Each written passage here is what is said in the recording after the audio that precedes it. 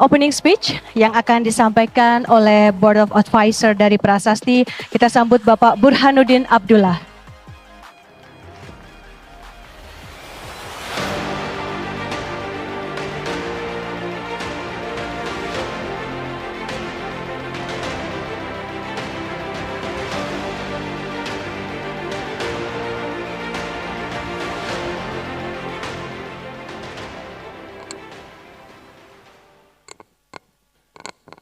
Bismillahirrahmanirrahim.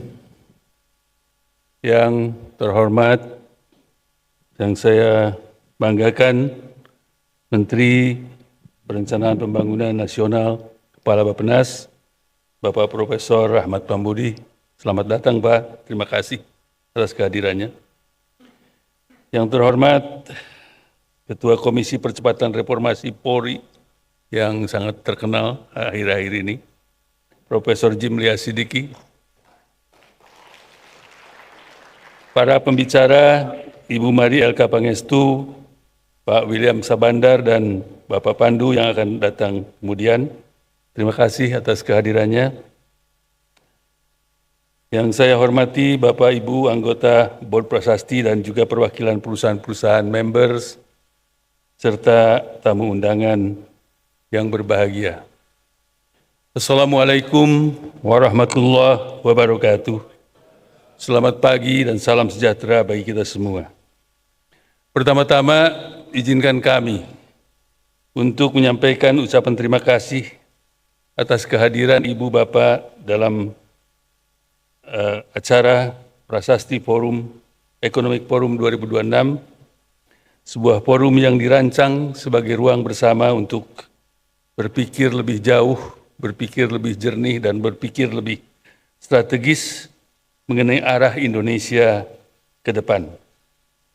Tema yang kita angkat hari ini, Navigating Indonesia's Next Chapter, menurut saya adalah sebuah pengakuan bahwa kita sedang berada di titik yang penting dalam perjalanan ekonomi bangsa ini.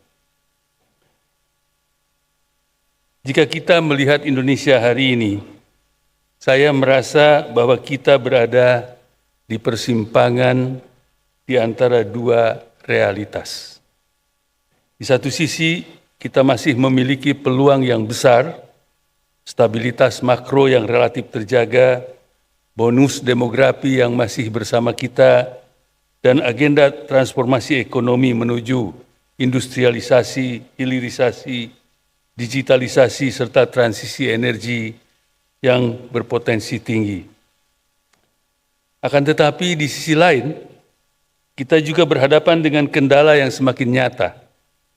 Perubahan geopolitik dan realitas politik domestik, di mana janji-janji pembangunan mulai bertemu dengan kerasnya batas fiskal, sementara target pertumbuhan kita bersinggungan dengan volatilitas geopolitik yang belum mereda atau bahkan memanas.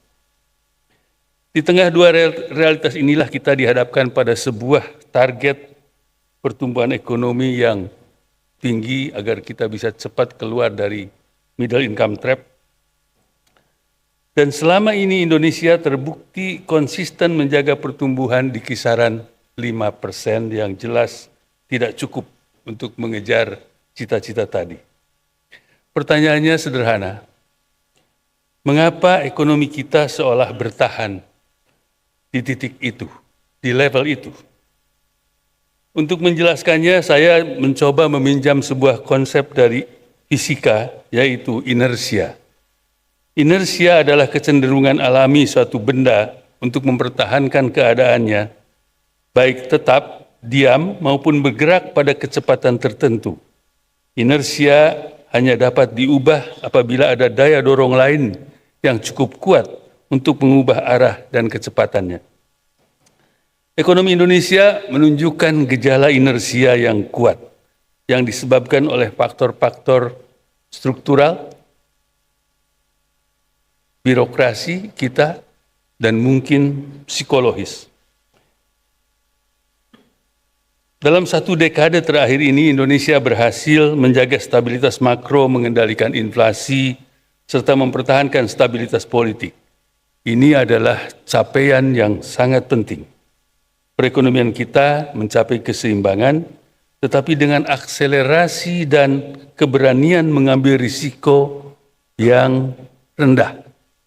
Kita menjadi sangat pandai bertahan, tetapi kurang terlatih untuk melakukan lompatan.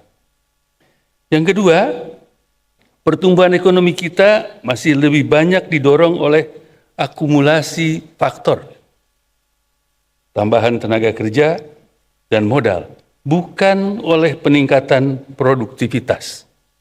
Pola ini mampu menopang pertumbuhan yang stabil, tapi sulit mendorong percepatan yang berkelanjutan ke tingkat yang lebih tinggi. Ketiga, fragmentasi kelembagaan dan tingginya biaya koordinasi. Kondisi ini menyebabkan transmisi kebijakan berjalan lambat, implementasi tidak merata, biaya kepatuhan bagi dunia usaha menjadi tinggi, dan kita pada akhirnya lebih menyukai kontinuitas dibandingkan dengan transformasi. Keempat, struktur perekonomian kita masih didominasi oleh usaha mikro yang membatasi pemanfaatan teknologi dan inovasi. Akibatnya, pertumbuhan produktivitas agregat menjadi rendah. Last but not least adalah adanya budaya menghindari risiko. Kita cari aman di banyak lembaga publik kita. Hal ini berkaitan dengan sistem insentif yang cenderung menghukum kegagalan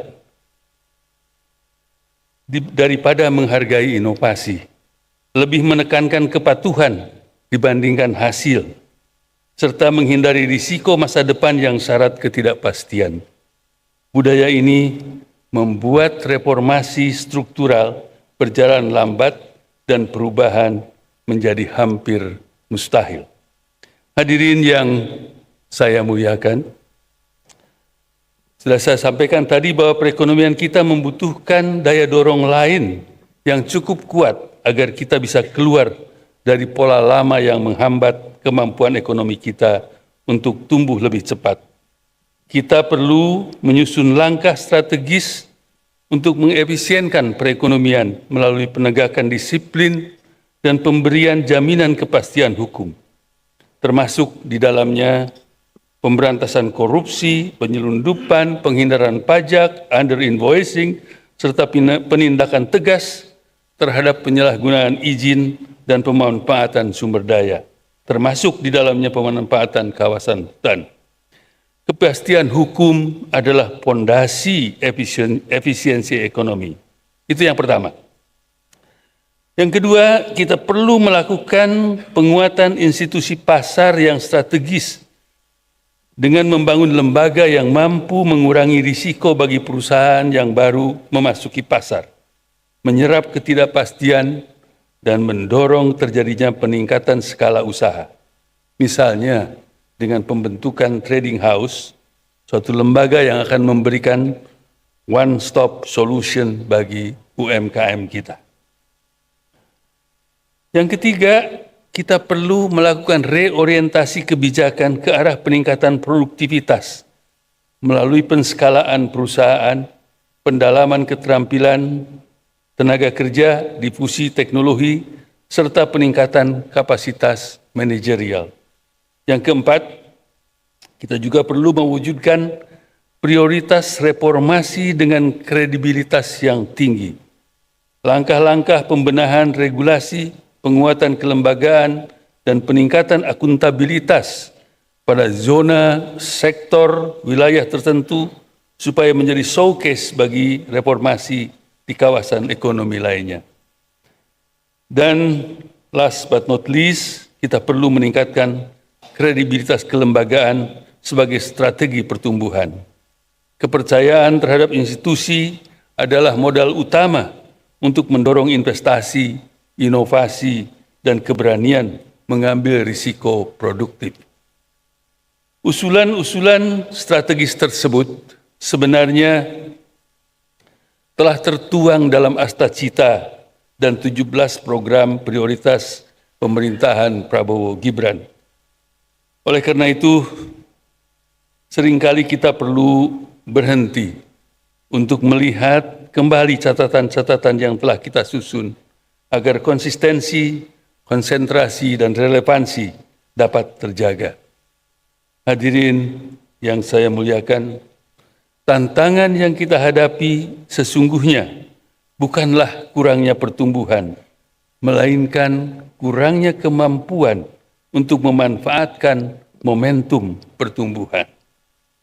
Dalam dasawarsa mendatang, tugas kita adalah menjaga stabilitas sambil menyuntikkan dinamisme yang terstruktur agar Indonesia dapat keluar dari kekangan inersia ekonomi. Semua itu menuntut orkestrasi yang kuat antar lembaga, antar sektor, antar wilayah dalam satu narasi besar pembangunan yang konsisten dengan arah yang sudah ditetapkan sehingga dapat menjadi inspirasi bagi para pelaku ekonomi dan seluruh masyarakat. Dengan semangat itulah saya berharap Prasasti Economic Forum 2026 dapat menjadi ruang untuk membangun pemahaman bersama, mempertemukan gagasan, dan merumuskan langkah konkret untuk menavigasi perjalanan kita sebagai bangsa ke masa depan. Terima kasih. Wassalamualaikum warahmatullahi wabarakatuh.